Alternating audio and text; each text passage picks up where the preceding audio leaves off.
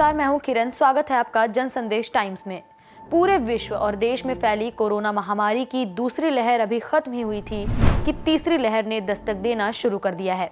ये लहर कब अपने चरम पर होगी, इसका ठीक अंदाजा लगा पाना अभी मुश्किल है, लेकिन डॉक्टर्स और एक्सपर्ट्स का मानना है कि तीसरी लहर बच्चों के लिए बेहद खतरनाक साबित हो सकती है। रिपोर्ट्स की माने तो कोरोना की पहली लहर में आरटी-पीसीआर टेस्ट में 4% बच्चे पॉजिटिव पाए गए थे और दूसरी लहर में ये संख्या 10% तक पहुंच गई। आबादी के हिसाब से देखा जाए तो देश में बच्चों की 30 करोड़ की आबादी का ये 14% होगा। Indian council for medical research यानी ICMR ने फरवरी 2021 में अपनी सीरो रिपोर्ट में कहा था कि 25.3% बच्चों में वायरस के एंटीबॉडी मौजूद थे। दूसरे शब्दों में कहा जाए तो 25.3% बच्चों को कोरोना संक्रमण हो चुका है।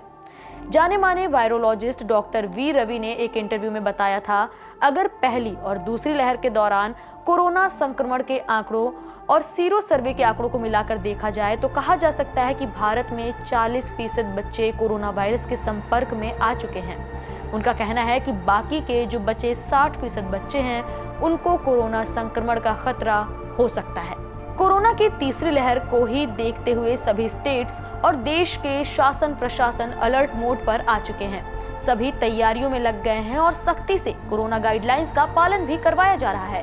इसी के चलते पीएम मोदी ने अभी हाल ही में राष्ट्र के नाम संबोधन में ये भी ऐलान किया है कि 15 से 18 साल के बच्चों का भी अब कोरोना टीकाकरण होगा। इसी के चलते देश भर में 15 से 18 साल के बच्चों के लिए कोविड-19 वैक्सीनेशन कैंपेन शुरू होने वाला है।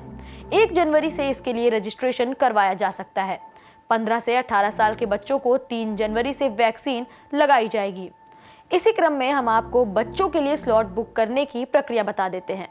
बच्चों के लिए वैक्सीनेशन बुक कराने के लिए ऑनलाइन या वैक्सीनेशन साइट पर सीधे पहुंचकर रजिस्ट्रेशन करवाया जा सकता है।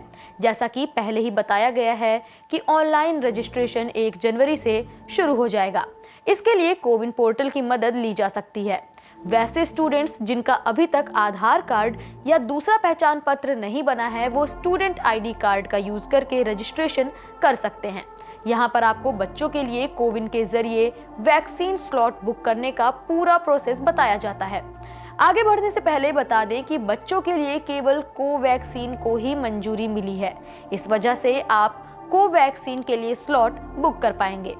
बच्चों के लिए भी कोविड-19 वैक्सीन स्लॉट बुक करने का प्रोसेस काफी आसान है। कोविन से जैसे बड़ों के लिए वैक्सीन स्लॉट बुक होता है, वैसे ही आप बच्चों के लिए भी वैक्सीन स्लॉट बुक कर पाएंगे। इसके लिए आपको कोविन पोर्टल cowin.gov.in पर जाना होगा, जहां रजिस्टर या साइन इन करना होगा। बच्चे चाहें तो वैक्सीन स्लॉट बुक करने के लिए अपने पेरेंट्स के मोबाइल नंबर का भी यूज कर सकते हैं।